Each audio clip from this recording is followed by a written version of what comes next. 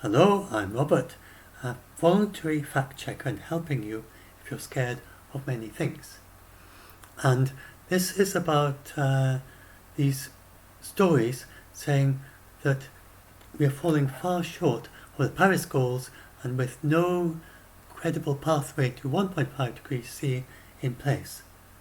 And then the clickbait headlines remove the in place and just say no credible pathway to 1.5 degrees C.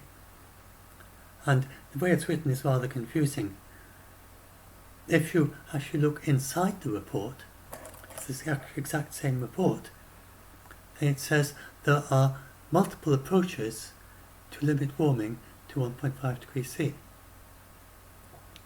And the in place, which is the qualification which they leave out in the headlines, is much better phrased as saying that more work is needed for a credible pathway to 1.5 degrees C, which is totally uncontroversial because that's the same as the other reports are saying, we're headed for 1.7 or 1.8 degrees C.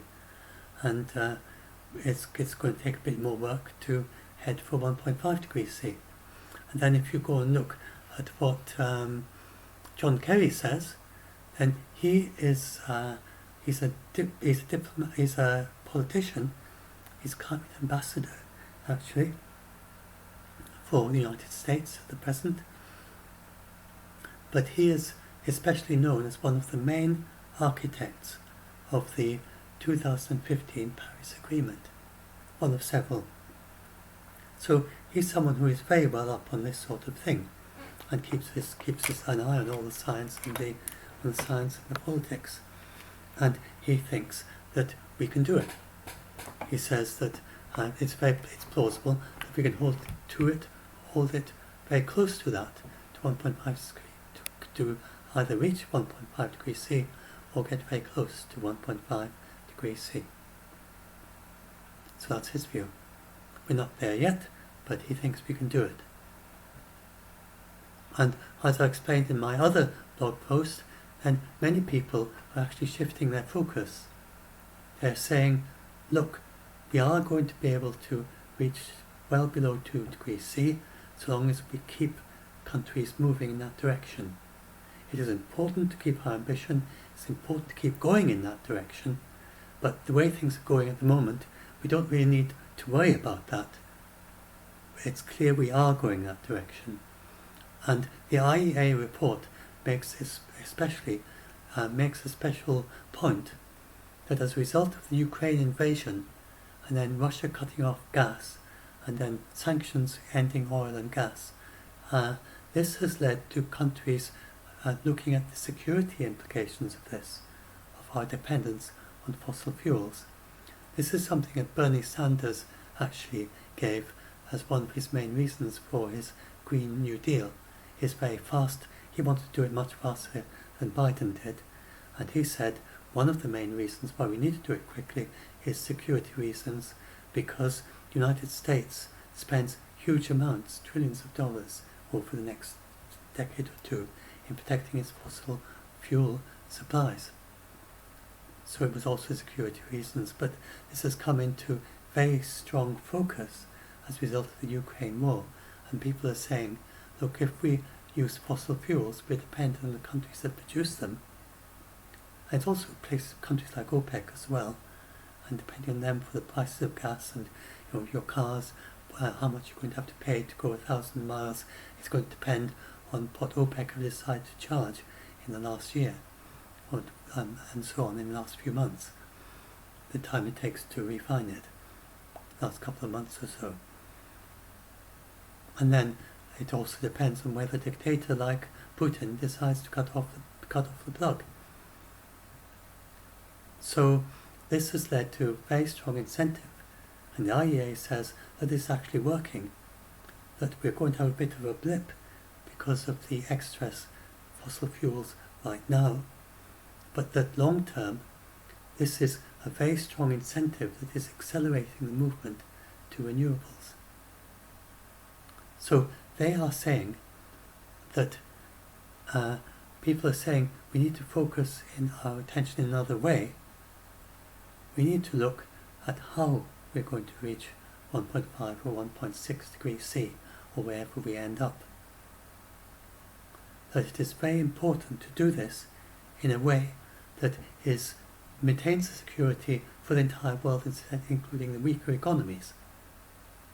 So the weaker economies, if they need to industrialize, they need to reach the same standard of living as the rest of the world, they need to improve their agriculture, they need to improve their health systems, they need to be able to look after their elderly and their youngsters, and especially child mortality, and they need good education, they need to be able to go to university and so on. These are not things that other countries need to do for them, they just need to be empowered to do it themselves.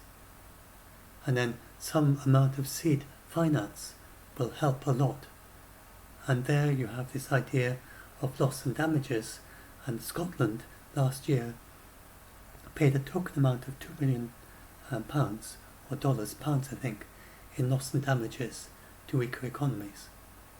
Just not an agreement, just making a token gesture saying that the stronger economies are the main cause of the CO2 emissions, and they need to help the weaker economies to adapt and adjust to it, and to also help them to change to use renewables, and Africa particularly is in a wonderful situation if you can get the funding to do a renewables revolution and to transition to renewables. It doesn't have to do so for a place like the United States, United Kingdom, Europe especially, and Russia indeed.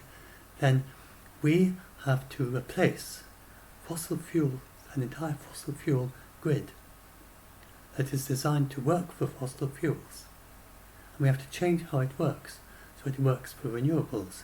We need to put in also storage, we need hydropower, we need batteries, we need to look at how electric cars fit in with all that, and produce extra power for electric cars.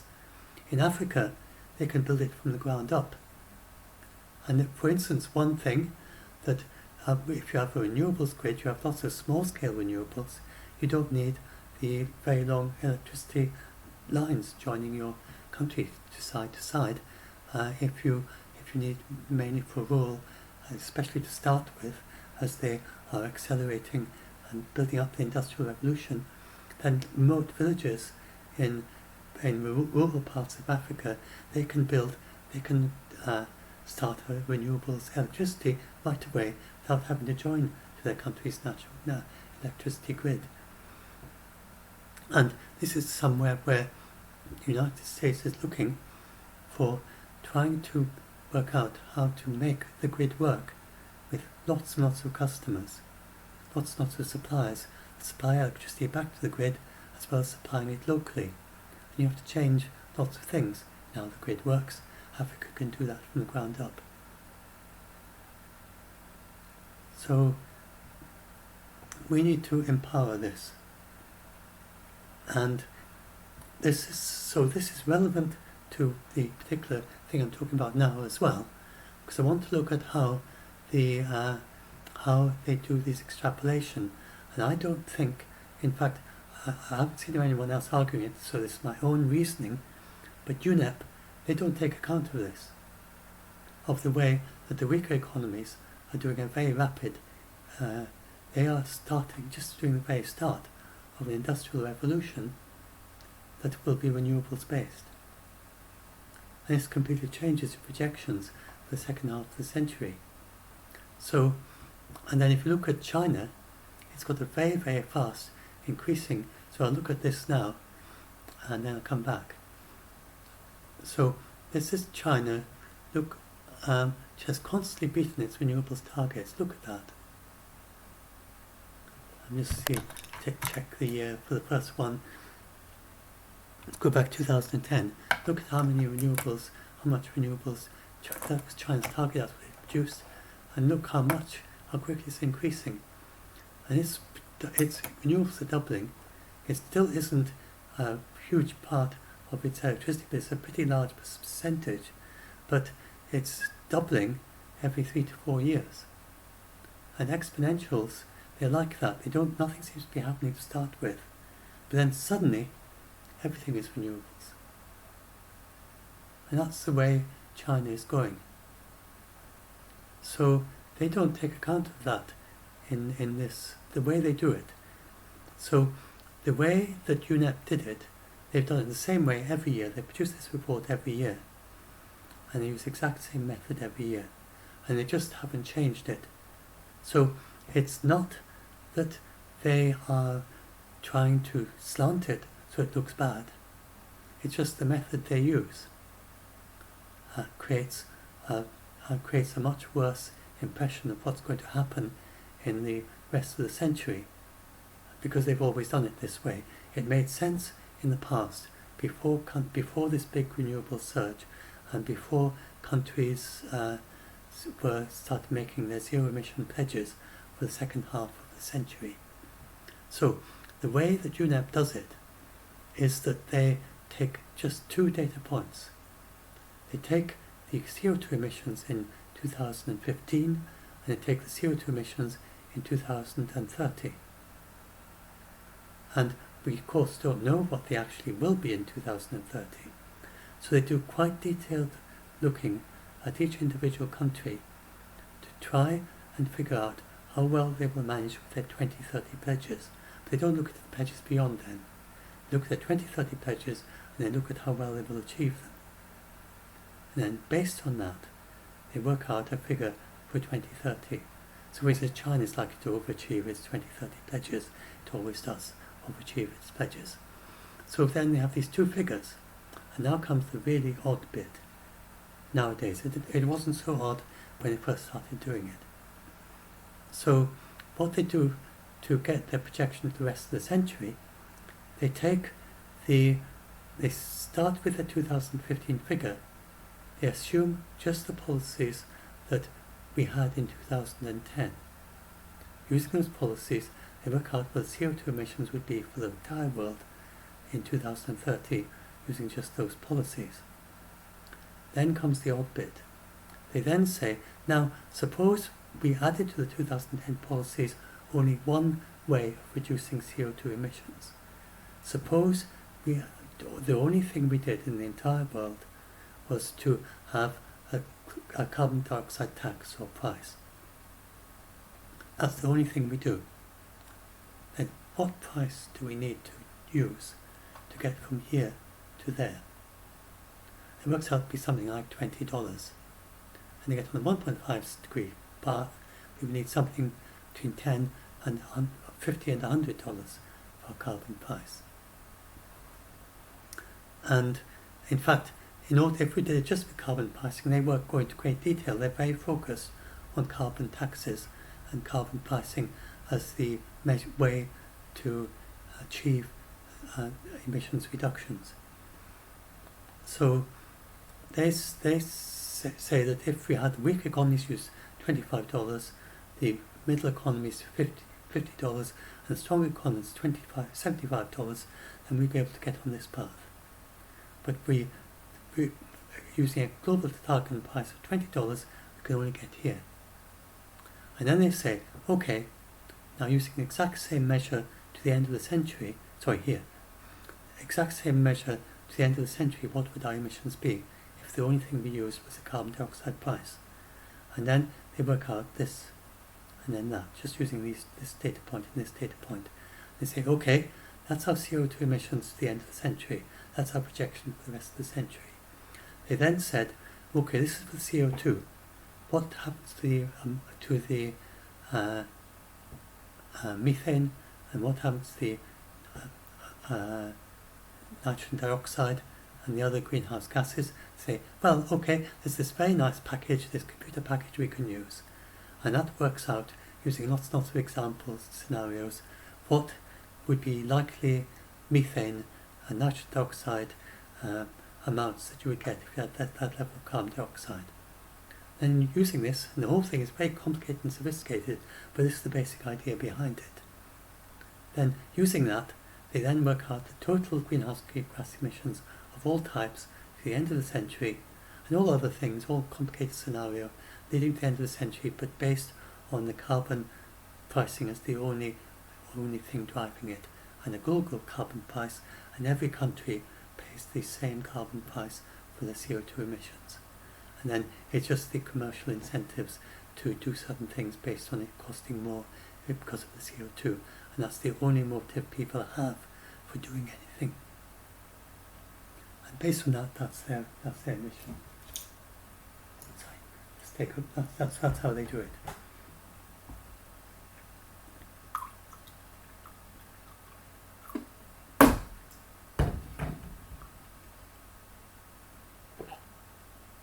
And based on that, then their extrapolation at the end of the century comes is 2 points. If the for the unconditional pledges is at 2.6 degrees centigrade for the end of the century, which we don't want to go for 2.6 degrees centigrade. If we go well above 2 degrees C, then we start to lose quite a lot of the corals. They're the most vulnerable. Although they are it's really only above 3 degrees C that we lose that ecosystem, and they do seem to be rather stronger than they seem to be. Apart from that, even well above 2 degrees C, our food systems would work very well, especially in the very high Arctic, the place like Russia and Canada would start becoming even better for their small grains, for wheat and barley and things like that. Russia is already a very good wheat exporter, largely because of global warming. So that's helped them to produce a lot more wheat than they would otherwise. And through to 2.6 degrees C, if you look at feeding everyone, it actually probably gets easier, definitely up to 2 degrees C. So it gets easier if anything. So it's really because of the effect on the coral reefs. Most other ecosystems, it's mainly the warm edges, and it's also the effect of some kinds of natural disasters like hurricanes, and you get more of those, and heat waves, but not heat waves going to kill lots of people if you take the right precautions. And but we do want to get below 2 degrees C if we can, and it really helps a huge amount if we get well below 2 degrees C.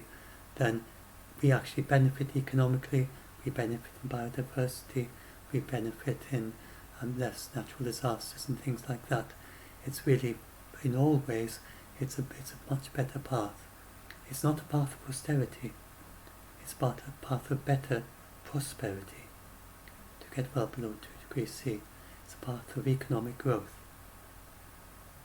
And so, if you look at just the carbon prices, then you end up there. But the IPCC, even in 2018, they said this is not a sensible approach. They said that if they looked at different policies, and so the IPCC don't make recommendations, but they say if you did this it works like this. If you do that, this is what happens, and so on. And they said you get much better results for much less cost, much less problems, if you use a small carbon tax of $7 per tonne instead of that's even less than the projection they used for this reduction for our 2030 is almost level. So if you use $7 a tonne, which is much less, and you combine it with things like regulations and incentives, you say, for instance, you've got to have energy efficient appliances, regulations to insulate your home, and in the United Kingdom we have quite a lot of regulations that we're going to require to have carbon zero homes later this decade, for instance. So we use a lot of regulations in the United Kingdom. We have regulations that you can't sell an incandescent bulb anymore. It's got to be LED or fluorescent, and most of them are LED now. And it's actually made quite a dramatic reduction in our energy use.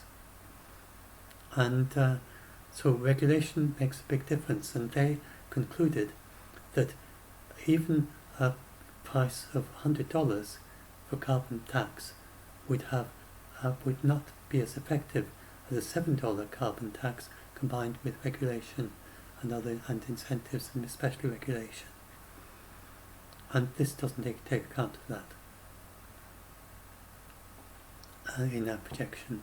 Then if you look at their projection for, then if you look at so this underestimates the probability of, so this next thing I want to explain. I explained about how China, so these are their, if you look at this, then we look at the countries in 2015 and 2030, and I want to explain how this doesn't really tell you very much about what that country is going to do for the rest of the century.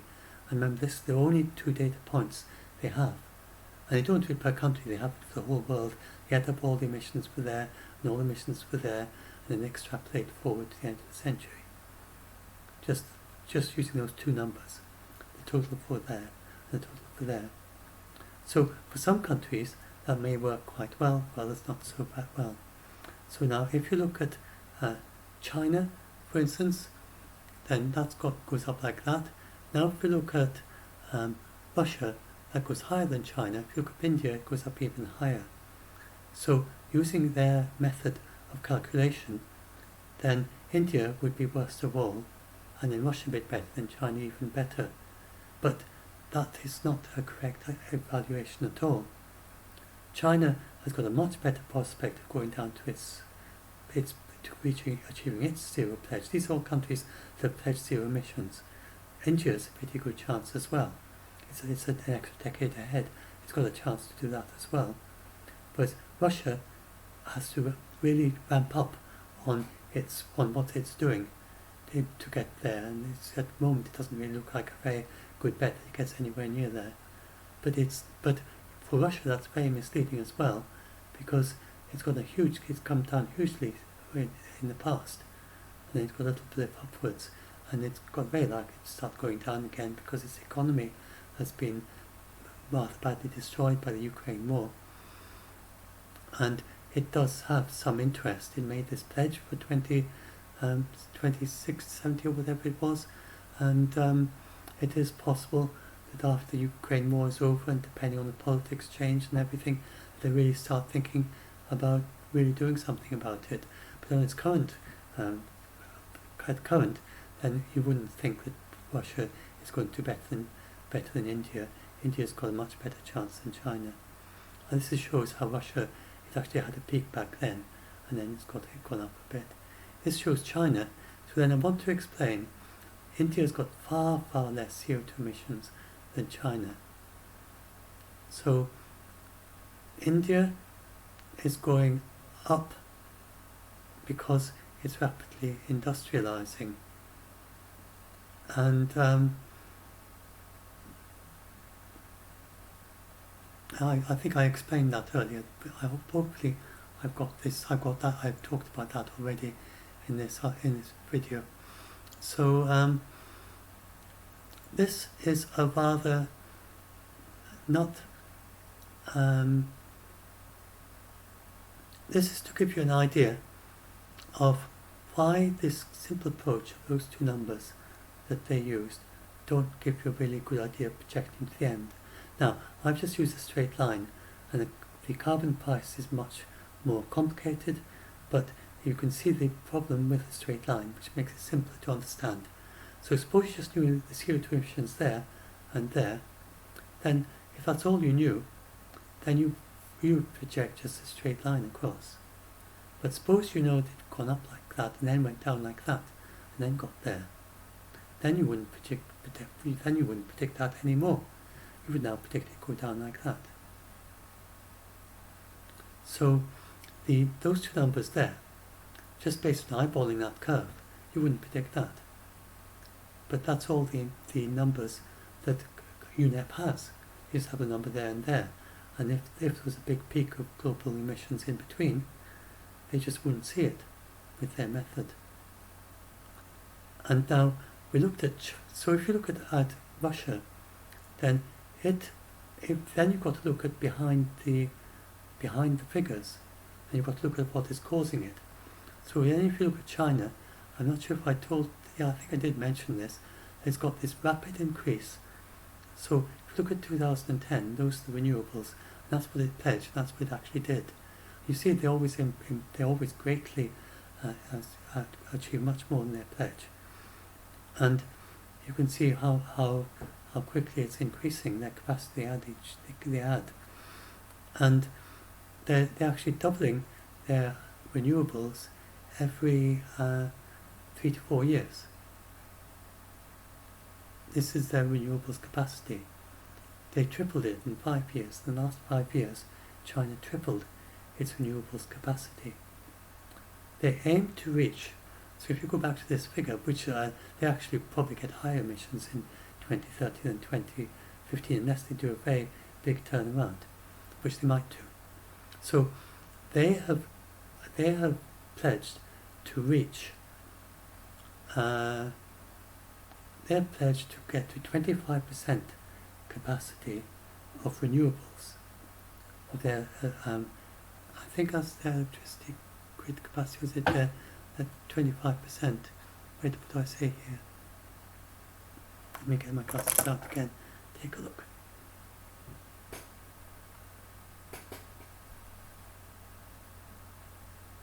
Non-fossil fuel share of total energy consumption, 20% by 2025, sorry, 20% by 2025. And they're tripling every 3 years. They tripled in the last 3 years. They tripled capacity in 5 years. So 20% in 2025. Suppose they tripled again in the 5 years after that. They would reach 60%. I should change my text here. I think I didn't read it very carefully. So if you look at the next 5 years after 2025, suppose they did triple again, and it's not unfeasible at all. They've got a huge, their increase also in electric vehicles, and they got from only 3.5%. That's the first quarter of 2020, and the number and the total share of sales of vehicles nearly a quarter in the first quarter of 2022. So it was a huge increase. So within another couple of years, they're probably only selling electric vehicles in China. It's increasing so fast. And then if you look now at renewables, they're 20% in 2025. They're likely to be better than that. They probably get a quarter by 2025 or more. Who knows? I'm just guessing there.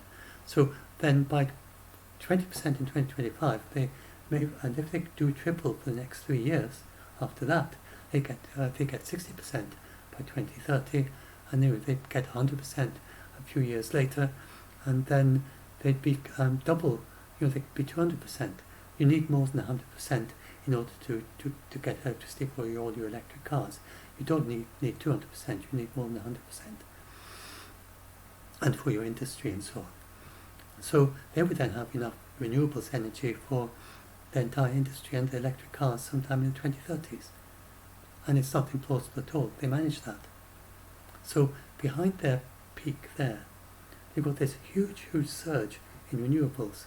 And this was just back of the envelope calculations, and people have done various projections, they've done various calculations, they found that China can reach 2060 zero emissions. And it's not an implausible target at all for them. So much more detailed. I'm just using a rough back of the envelope thing so you can see why it is a plausible thing for them to do. And so this is not plausible for China at all.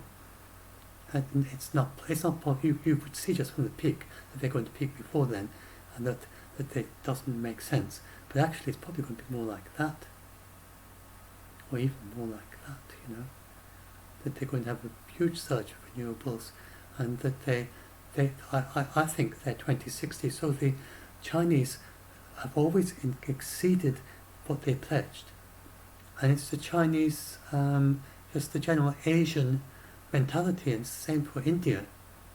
They don't like to promise something unless they are very certain they can do it.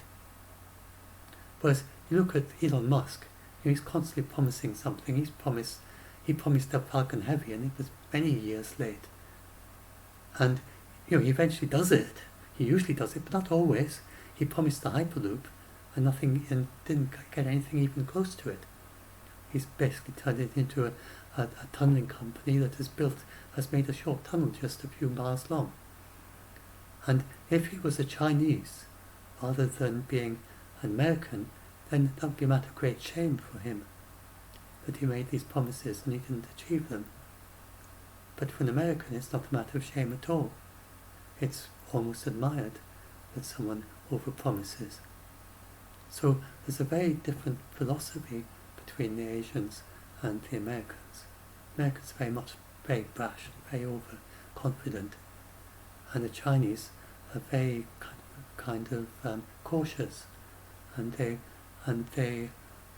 on this sort of thing, and they won't overpromise on renewables. So based on that, and based on under the hood, that how well they're doing with their renewables, I expect China to exceed its promise and reach zero emissions probably before 2050. I'd be surprised I wouldn't be surprised if they reached it by 2050. This is an example. I think it's an Indian power plant in the background there. A solar energy power plant, and the very largest in the world. I think Chinese and India, and they tend to vie between the two as to which was the most at the largest most recently. And so India is the same. It's got a very rapidly increasing renewables, and they've got coal. And the people go on and on about how many coal power stations China has, but China has its coal for security. And during the surge that it had of demand on recovery after the pandemic, China actually needed its coal. So it wasn't a stupid thing to do. So it may seem stupid to build too many power stations, but when you're rapidly industrializing, and you know you're going to need a lot more power next year than you needed this year, and you're doing renewables, and you've never built such big renewables before, and you're never really quite sure what's going to hit you, like the pandemic, and like some big surge in demand, they make sense, because fossil fuels, they cost much less to build, and most of the cost is in the fuel. So if you do a fossil fuel power station and then you have to close it down, okay, you've lost your vested assets.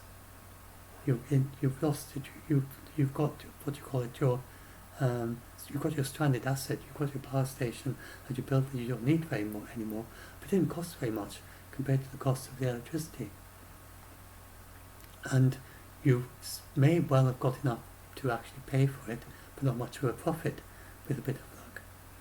And so you want it at much less than capacity. You don't want it for its full lifetime, and then if you need it, it's there. And so it actually makes sense for them, even to deliberately build more power stations knowing they're not going to use them. So all those coal power stations they talk about, it doesn't mean that they're going to use them to capacity. Indeed, it's pretty certain. I think it's certain that China isn't going to use its power stations to capacity, and most of them are probably going to close early. It's coal-fired power stations. And so then if we look at that, then that's why we can have a lot of confidence, really, that we're headed in a good direction. So even to take account of those ambitions, those pledges for zero emissions, then so if you go and look back at this, then if I was looking at these pledges, I would say China's a pretty sure bet. India's a pretty good bet as well. And these will, in case of India, then the Green Climate Fund will make a big difference. So if we can give them more incentives, to more funding to help them, then they can achieve it more easily. And then if we look at Africa, then Africa has been building its power grid from the start to renewables. Then it has got a much faster transition capability there. It can build renewables from the get-go, and so it's built its renewables. I can't remember if I said this in the video. I did a previous take of it. I hope I'm not repeating myself. That the United States and United Kingdom, we have to transition from a fossil fuel power station. And for instance, with the Inflation Reduction. So, like with the Inflation Reduction Act, then they they hardly use anything by. I don't think they've got a carbon tax in there. The United Kingdom doesn't use carbon tax much as well, and but they've got to they need to put incentives in order to change their grid so that it can work in a different way for renewables.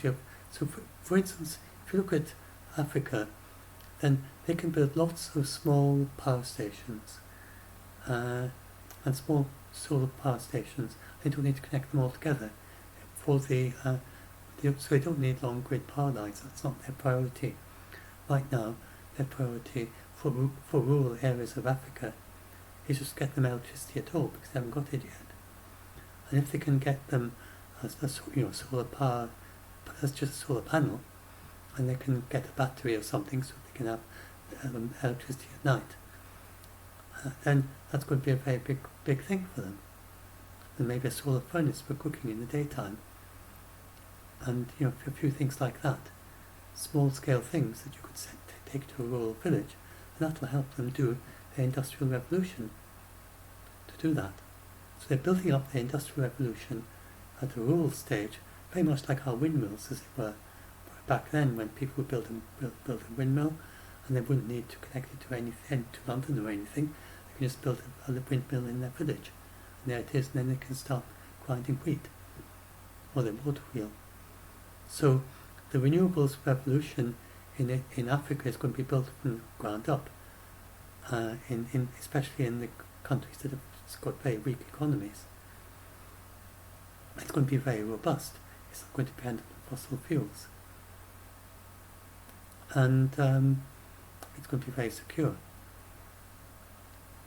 So this is something that I hope I said, that the focus has now changed to doing this in a way that that is good for the weaker economies. So if we can encourage them and empower them, it's not a matter of doing it for them. It's a matter of we've got lots of systems that really are very unfair for weaker economies.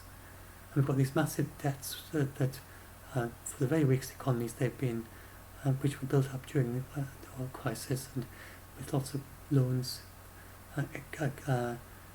encouraged to take on loans that they couldn't afford and things like that. So, but the people are looking at most now.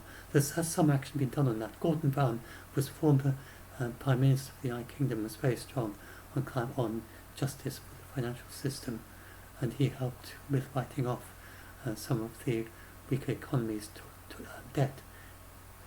But so there's a very strong climate justice ideas at present, which is that, and we got Scotland gave £2 million to weaker economies as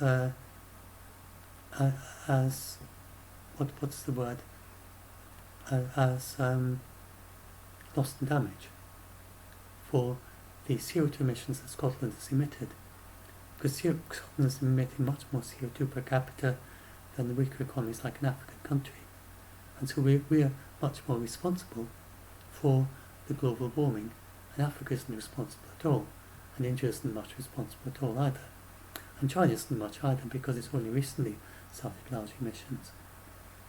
So there's this idea that we should look at it for climate justice, that we should pay them loss and damages.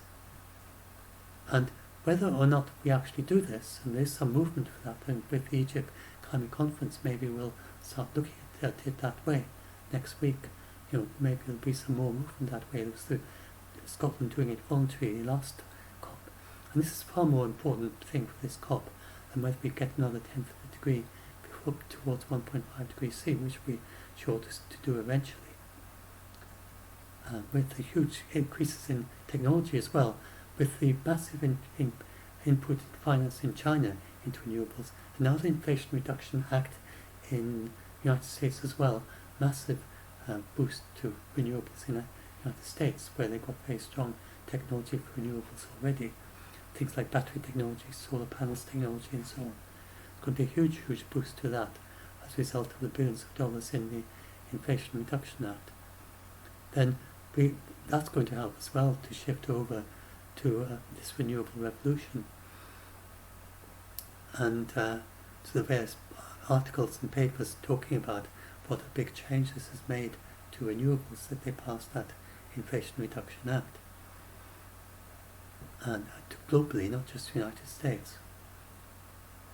So we can really expect big breakthroughs in science over the next decade. We don't know what exactly, but there's a lot of funding for it. And for instance, we might have much better batteries, much longer battery life. We might have much better solar panels at much lower cost. Much more lightweight batteries, and much more recyclable electric cars, batteries which don't use much cobalt, things like that. That's all likely to happen this next decade. So, it's important to keep that going. It's not saying we should stop doing that. It's important to keep going with that, to encourage countries to move in that direction. But it's also very important to continue to shift even towards conserving biodiversity. We've got a big biodiversity conference, COP15, for IPBES coming up in December. So part of it is leading up to that, to shift towards biodiversity, that we're reversing the loss of biodiversity, and they're getting Lula as the new president in Brazil will really be a big example and help there, because there's an awful lot of one of the things last in COP26 was that this agreement on forests, and Bolsonaro actually signed to it, but there was a lot of question about how genuine he was. Whereas under Lula, surely he will be genuine. So there's quite a lot of funding from the stronger economies to fund weaker economies to stop and reverse biodiversity loss. So Lula has quite a lot to tap into there by way of funding from stronger economies, and he convinces, if you can convince them, look, I've got a good plan for the Amazon, I've got a good plan for Brazil, that is going to lead to a more sustainable future, that is going to encourage local businesses to move in the direction of still growth, but in a way that isn't going to harm the Amazon, then he can make a case, and I think he's going to make a good case for that. Then there's going to be a lot of funding that's going to flow, billions of dollars should flow to Brazil to help them to do that. So, so that's one thing that we can look forward to. And then we've got the example of South Africa, where various countries, including the United Kingdom, have, with some historical connection to South Africa, have put a lot of funding into helping South Africa to move from coal to renewables. And this is something that hopefully we're going to see in countries like the rest of Africa and India. And it's very obvious that by doing this, we're not only just that it's not just the idea that, okay, we should, the stronger economies, a lot of our finance, how wealthy we are, is based on the Industrial Revolution, which was based on producing lots of fossil fuels, producing lots of carbon dioxide. So surely it just makes sense, and it's justice to use some of that funding to help weaker economies to do their industrial revolution without CO2 emissions. It just makes sense. I mean, we produce the CO2 that's warming the climate. Why shouldn't we use the money that we became so wealthy from doing that in order to fund the weaker economies to do their industrial revolution in a way that does not harm climate? It just makes sense, doesn't it? And it's like interest-free grants can also help a lot, as well as interest-free loans, direct grants as well, and risk-free grants as well, because the farmers in Brazil who grants where you take on the risk as well as giving the grant, but with some conditions, because with Brazil there are not farmers if if something doesn't work, then they're going to lose their farm. So obviously they don't want to take on even an interest-free loan if they're going to lose their farm if reseeding doesn't work or something. So as long as they're doing it properly, then you could take on the risk as well. And say, as long as it meets certain conditions, then we're going to underwrite it, and eventually you're going to pay it back, and we guarantee that you'll be able to pay it back as long as you do this. So this sort of thing, then there's a lot that we can do by way of climate funding. The other thing is seed funding. So, for instance, seed funding, a lot of things, much of the Green Climate Fund is seed funding. So, for instance, in India, it's a country of a lot of entrepreneurs, many ingenious Indians, and it's a great entrepreneurial spirit of people willing to be innovative and invent and think and do new things.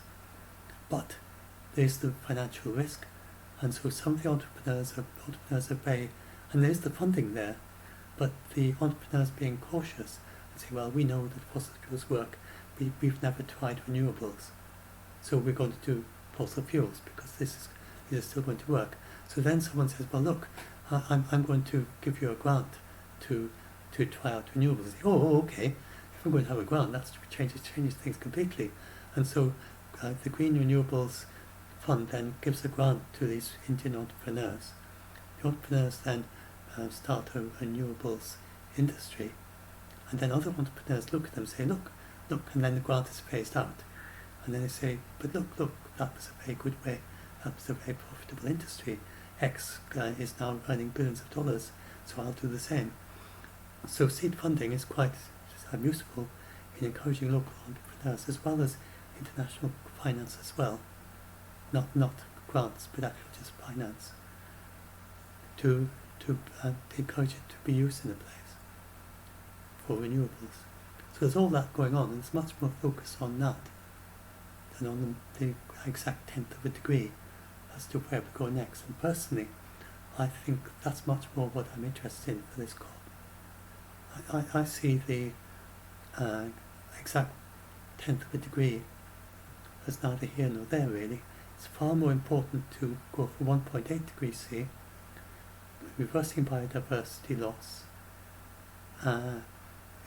in a way that encourages renewables for the weaker economies, that leads to reducing malnutrition, that leads to reducing infant mortality, leads to better education, leads to a stronger health system, and all that. One of the things in the IEA report was making, one of the points it makes, was that if you do all that, then it leads to more security for the world as a whole. Because a weaker economy, in which countries are where a lot of people are dying, a lot of children are dying, where there's a lot of malnutrition, a lot of hunger, where they look around, they see a few wealthy people, and then the rest are very poor. That's a country where you're likely to have revolutions, where the government is likely to be very unstable, where you're likely to have child workers and child poverty, and where you're likely to have revolutions and insecurity. So it's better for the world, it's better for the productivity of that country. I mean, for instance, a lot of the cocoa for chocolate comes from weaker economies. So it's going to be much more secure chocolate trade if the weak economies are stronger, become a stronger economy, because they can grow cocoa, and then encourage them to grow it. And then a lot of the most important ecosystems are in weaker economies, because tropical rainforest is much of it is in weaker economies, and tropical rainforest is the most rich ecosystems we have in terms of the amount of species, the variety of species that still live there. So this is far more important in my view than whether we could get. Another thing about the difference between 1.6 and 1.8 C is that the warming actually varies. If you look at each year, it goes to about a fifth of a degree warmer or a fifth degree cooler relative to the previous year. You wouldn't even know for maybe many years, maybe even for a decade. If you just look at the temperature for each year, if you didn't know the science behind it, if you didn't know what the state was of all these cycles in the oceans, you wouldn't know whether it was 1.5 or 1.7 or even 1.8. It could just be that all of them were in a cool phase, where the heat was buried in the ocean rather than in the atmosphere. Then you would measure it as being cooler. So you wouldn't be able to notice by, if you could time warp to a future that was 1.8 or a future that was 1.5, you wouldn't be able to notice by the climate. You wouldn't be able to tell by what's happening to ecosystems even, because it could just be a lucky 1.8 where it was cooler and an unlucky 1.5 where it was warmer. It would look just the same. So it's much more important. And another thing that gives you an idea of how arbitrary 1.5 degrees C is that if it was if we're using Fahrenheit, it would be 3F and 2F, and the difference between 2F for 1.5 and 3F for 1.2 or something like that. And 3F is I think it's 1.7 or 1.8, something like that, in C. And so if we were using Fahrenheit, we would be aiming for 1.7 C, for whatever the 2F is, whatever 2F is in C. So so it's really quite arbitrary, really, as you can see, both from that and that. If we're well below 2 degrees C, then it's much better for corals than above 2 degrees centigrade. Almost no other ecosystem is seriously affected on a global level. It's much better. It's below 2 degrees C. It's very good for agriculture. It's not something we need to worry about. We can adapt to below 2 degrees C. So anyway, so that makes you much less scared of this report. Is there anything else that we need to talk about? Let's just have a look. Let's see if we talk about everything. What's that? Yes, carbon pricing when used beyond zone. I talked about that. Carbon Action Tracker, that uses a slightly different method, but it's the same idea. They look at all the individual countries for 2015 and 2030. For instance, for China, and as I explained, just looking at the emissions for 2015 and 2030 for China is not going to give you a good idea for the rest of the century without looking underneath the hood. So again, Carbon Action Tracker looks as rather high projected 2100. And when you hear people say, well, by their 2030 pledges, they're not anywhere near what they're pledged to do with zero emissions. The reason is all the ones doing that by the 2030 pledges, then if they do it much more careful, then they will get much less than 2.6 degrees C.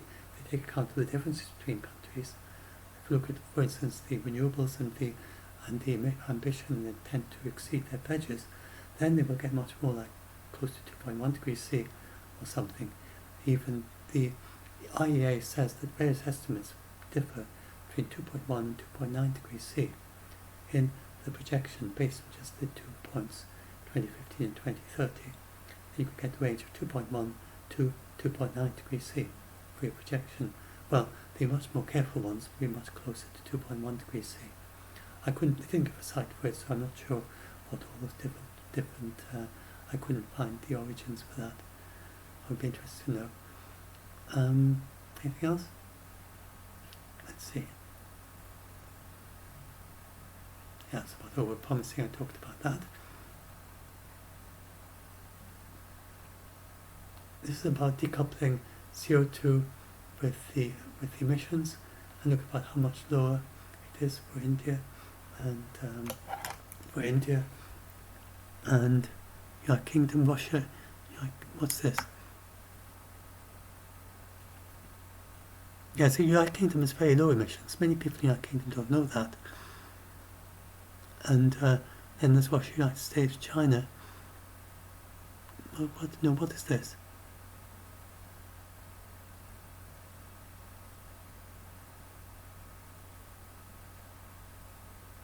Oh, those are total emissions.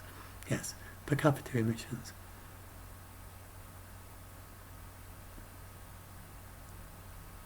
And Russia is going down. Oh yeah, no, I don't think I need to go into that. Yeah, these are the annual CO2 emissions. And you can see, yes, so this is it.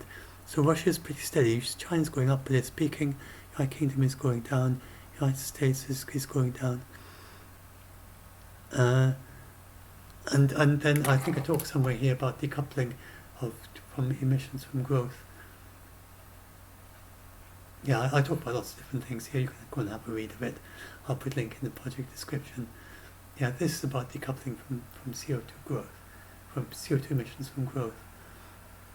These are all countries, and the United Kingdom is there somewhere. It's one of the countries that's strongly decoupling emissions from growth. So it's growing strongly, and a reduction of emissions, strong reductions of emissions, strong growth. That's the United Kingdom. And anyway, yeah, it's quite long, lots of different things.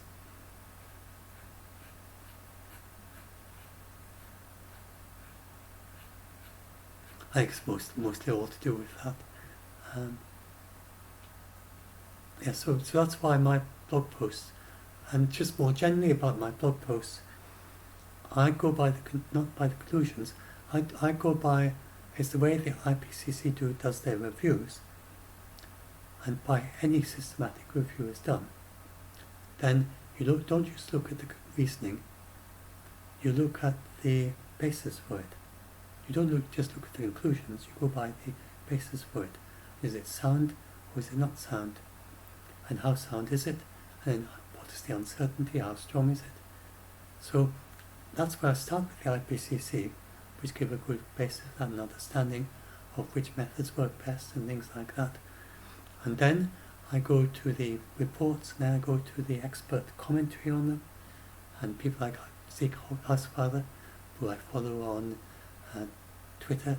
He's very expert on modelling, for instance. So I look at what the expertise is of the experts, and then I look at their commentary. So sometimes experts comment on things they're not expertly on, but so you look at what their expertise is about, and then look at their commentary on things they're expert about. And so I do, and Twitter is very good for that nowadays. And it's based on that my posts on climate change are much more optimistic than some of the news stories you read. I go by Carbon Brief and Wonga Bay, they're pretty good. Most of the rest, then, they don't fact check them properly.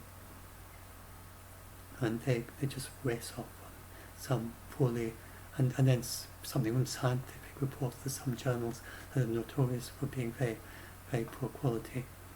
So anyway, yes, I was glad to see John Kerry talking about, and increasingly people are talking about 1.6 degrees C, and then people are talking now about 1.5 degrees C as something we realistically can aim for and can reach. And so here's an example of doing that. And then I personally think that although it may sound really very, very dramatic to say that, but looking at the huge increase in renewables and the huge amount of investment by China and the United States particularly, and Europe, all three are big investment hubs. They've got a very strong industry, they've got a very large amount of money to invest, and they're investing in large amounts in renewables. And this, combined with some scientific advances that are announced every year, and a huge reduction, tenfold reduction in the price of solar powers in 10 years. And an awful lot of the success in transition to renewables is because of that, which in turn is really the Paris Agreement is a chicken and egg thing. Paris Agreement, without that, we wouldn't have had that rapid reduction in renewables. Renewables help with the Paris Agreement, and then the Paris Agreement helps back with the countries working together, and that helps back with ambition, and then the COP29 is increasing ambition, which increases adds support to countries like the United States with the Inflation Reduction Act. The Paris Agreement certainly helped them because they like, for instance, accelerating it before the next COP and things like that, coming together for the COP. And then that then turns around to this, all these various legislation, which then leads back to the finance, which leads back to more renewables, which leads back to more industry, which then leads to vast industries which are now they are invested in renewables. So then they become a conservative, right-wing group of people who support renewables, who then encourage the political parties, and then you have the entire spectrum of political parties then in support of renewables, and then that goes back to the legislation, so it goes round and round and round. And so we're getting this positive reinforcement now. And just a few more years of this. So a lot of people worry about the United States and say, well, what about when if the Republicans become president in 2024? I personally don't think they're likely to in 2024. Just based on history, that Biden has achieved his main objectives for the first 2 years. He may well lose the House and the Senate for the next 2 years, but he will build on the renewables. He's got the Inflation Reduction Act, and there's no way he's going to be pushed out of that. And he's going to be completely, that and the drugs prices, and these are prices that things he's not going to move on, despite all the shenanigans about debt limit. And so he's going to build on that with executive orders and with bipartisan legislation, because there's quite a lot of bipartisan support and growing bipartisan support for renewables. And by 2024, it's not likely that he's going to lose it, because it's very rare that a president loses Trump is very unusual, and only because of the pandemic and only because of his really useless response, his contradictory and continually shifting what his plans were, and attacking Dr. Fauci and not wearing masks and then wearing masks and not wearing masks. And all that is basically how Trump lost it. Otherwise he would still be president. That's my personal view. And attacking the World Health Organization and conspiracy theories and promoting various, it didn't play to his strong points, promoting various conspiracy ideas. So that's why Trump lost it. He wouldn't have otherwise. And it's really quite rare for a president to lose the second term of his presidency. So unless something happens that in the same way plays to all Biden's bad points, whatever they are, then I can't see him losing the second presidency. It dips for the midterms, then rises again. But if he does, then there will still be quite a strong thing for renewables. If the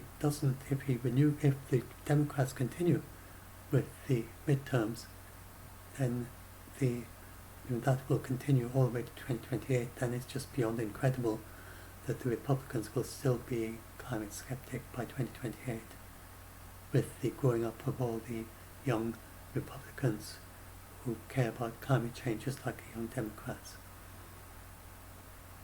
So there's been this turnaround all around the world.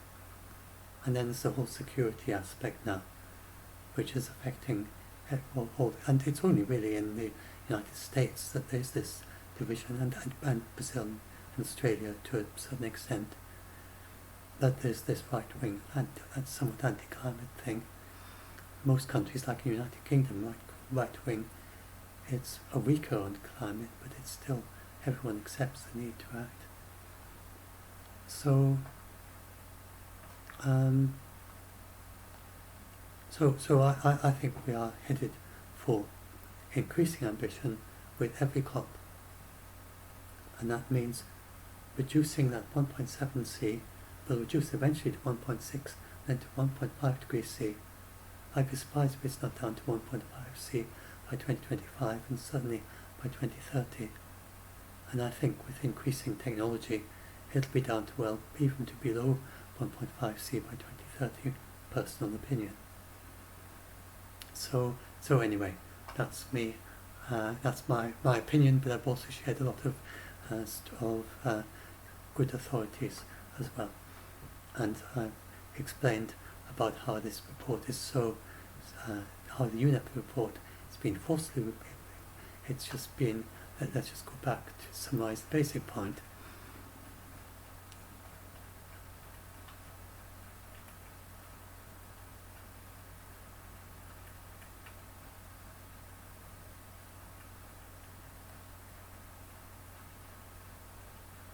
Yeah, long article, but I do this titles, which I've explained about that. And you can just click through and read the titles. You don't need to read all the details. It's done to be self-contained. If you just read the titles and look at the figures, it's good to look at the figures and read the titles of the sections. So, and the figures are meant to be self-explanatory. They're not. You're meant to be able to understand the figures. Those are the basic principles I have in my blog posts. That you can get an idea of the entire blog post by just reading the titles of the sections, and that each figure can explain itself without reading the accounting surrounding text. So anyway, so that's the basic point. Is that this one, very long one, is that this whole thing is about countries are falling far short of the Paris goals.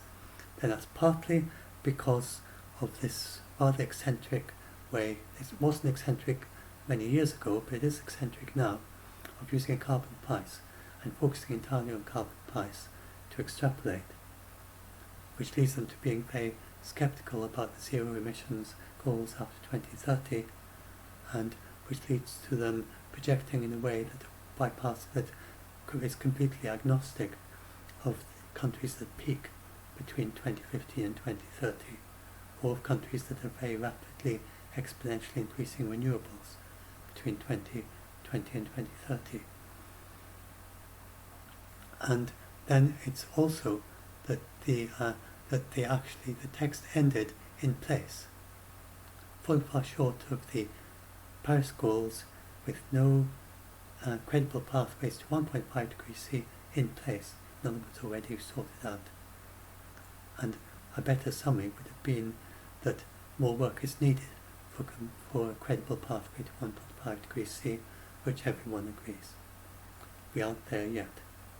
But we're within a few tenths of a degree of that if countries continue as they are and continue slightly increasing their ambition, and then the focus needs to be much more on climate justice, on enabling renewables revolution in the weaker economies, on enabling mitigation, protection of the health systems, protection of the weak and vulnerable, the health of the children, the education, including education up to university level, so that they can develop their own ideas, their own products, their own solutions to their problems with bright people who have bright ideas. And if you think about it, it has to be better for the world as a whole to have 1 billion people in Africa, and amongst them the equivalent of Elon Musk, the equivalents of Stephen Hawking or Roger Penrose, there's the equivalents of Einstein's and so on, that spend their entire life in a rural village innovating how to get water better from the well. And the enabling them to do their industrial revolution means that they become the new innovators and the new people who work out how to get into net zero much faster.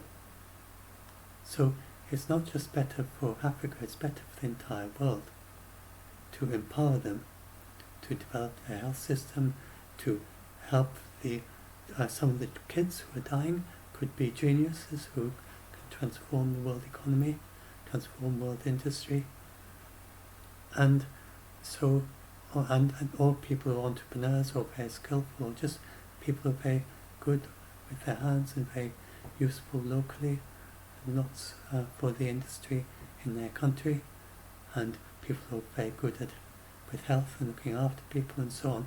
All these people, many of them are dying, and many of them are not achieving their potential. Many are not able to go to university, and many are just struggling with problems like not having enough food to eat, and struggling with malnutrition. There's a billion people worldwide who are struggling, depending on many ways of counting it, who just haven't not got enough to eat. So these are one of the priorities for the entire world, for security, for advancing the world, for advancing things like new vaccines and new medical technology, new ideas of all sorts. Then it has to be better to enable the next industrial revolution using renewables with the weaker economies, mitigating all the problems. So that's my personal view. I think we need to focus far, far, far more on that and on reversing biodiversity loss in all countries that are losing biodiversity and protecting nature services. And very luckily, very good thing, we are headed towards doing all that. People are focusing much more on that. And that's the future we're headed for, and that's the future our kids are headed for. And it's very important, and kids are the seed of this new future that we're all headed for. We ask so often why people are saying, I really feel, should I bring kids into this world? Kids are the future of this world, and they're going to be net zero kids after, probably in some countries, by 2035, 2030s, 2040s. Some countries later, some earlier. Then they're going to be net zero in their country and the whole world by probably 2050 or before, in my personal view. And views of some people like John Kerry, 1.5 degrees C. So anyway, hope this helps some of you to be a lot less scared about these reports